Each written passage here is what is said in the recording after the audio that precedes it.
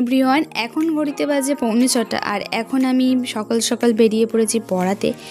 আমি নিজেও উঠি তাড়াতাড়ি আর যাদেরকে পড়াই তাদেরকেও তাড়াতাড়ি ওঠার জন্য অ্যালার্মের প্রয়োজন আমার খুব একটা হয় না, মায়ের ডাকি যথেষ্ট।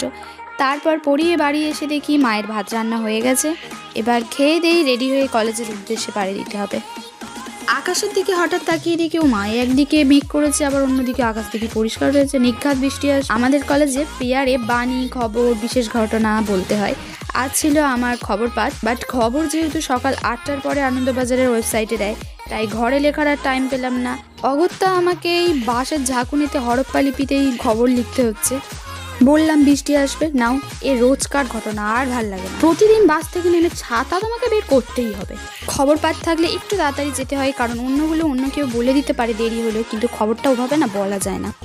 যাই হোক, ক্লাসে ঢুকে দেখি এখনও সেরকম কেউ আসেনি, তাই আমিও ব্যাগ রেখে প্রেয়ারে চলে গেলাম।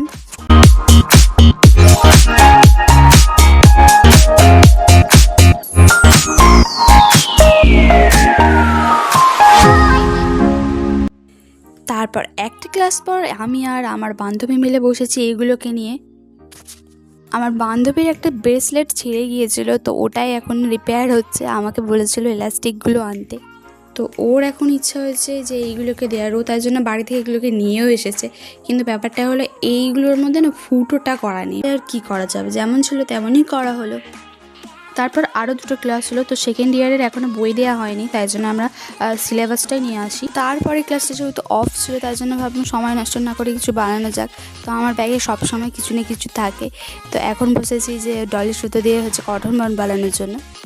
টিফিনের ঘন্টা পড়তে গিয়েছিলাম কিছু কিনতে, কারণ প্রতিদিনই আমরা বাড়ি থেকে কিছু না কিছু করে আনি। আজকে হঠাৎ ইচ্ছে হলো বাইরে থেকে কিছু কিনেও আনি। টিফিনের পর আরও দুটো ক্লাস হয়েছিল, তো তারপর এবার বাড়ি যাওয়ার পালা।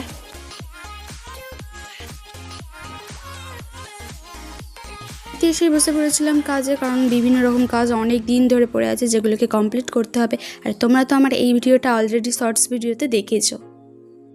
কে কে আমার শর্টস ভিডিওতে এই ভিডিওটা দেখেছো আমাকে কিন্তু কমেন্ট করে জানিও।